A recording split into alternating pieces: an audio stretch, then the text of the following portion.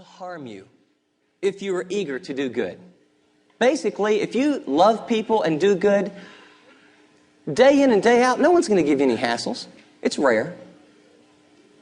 But even if, and this is grammatically what's called the fourth class condition, it means it's very unlikely but possible, but even if you suffer for what is right, listen to this, you are blessed.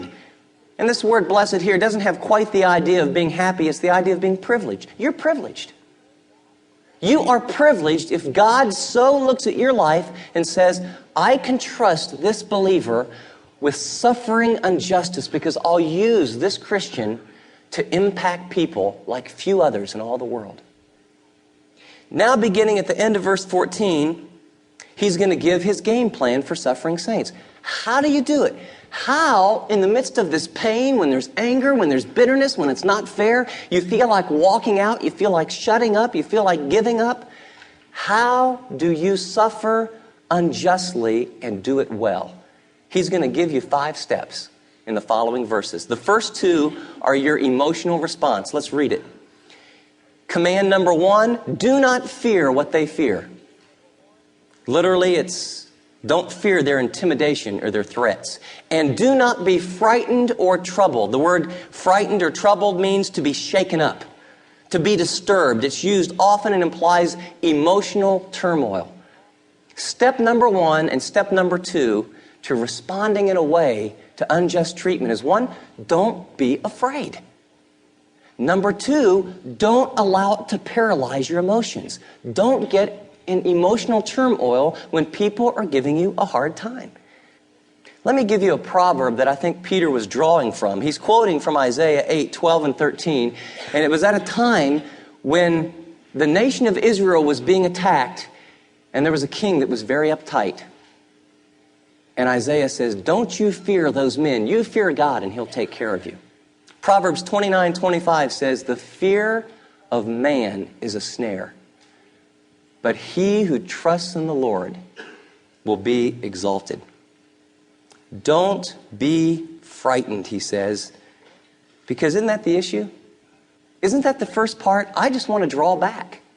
I want to quit. I want to give up. But he says, don't fear. I remember a time learning this the hard way, and I'll share a failure because it kind of helps us identify a little bit more. And I was what was called a resident assistant. You know, in the college dorms, basically means you're a babysitter and that you have to work a couple nights. And if they have a problem, you're supposed to be able to help them with some basic issues. And so they brought all of our resident assistants on this campus, all these different dorms. There was about 60 of us for 60 or 70 different floors. And then they brought in 5 psychologists and sociologists from West Virginia University. Now, you got to remember, this is the very early 70s. And we all went through encounter groups and sensitivity training to learn how to help these people on our floor. And part of it was values clarification. It was a 4-day deal. And it was interesting. And at one point, they wanted to discover how we thought on different moral issues. And they had 60 of us lined all the way along a room. 60 people.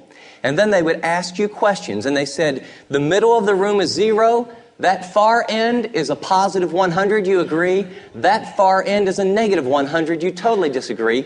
And with 60 people on that line, they would ask various questions, and then depending, well, I agree, about a 25, you'd go a fourth the way, and you'd see people scattered across this line.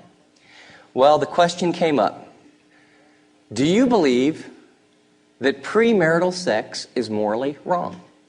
Now, this is to a group of 18 to 21-year-olds in 1972. There's 60 of us. I've been a Christian a few months. About 13. And I'm standing near the middle, and I'm involved now in the college ministry, and there's a girl and a guy, Dana and Jana, and they're really committed to the Lord.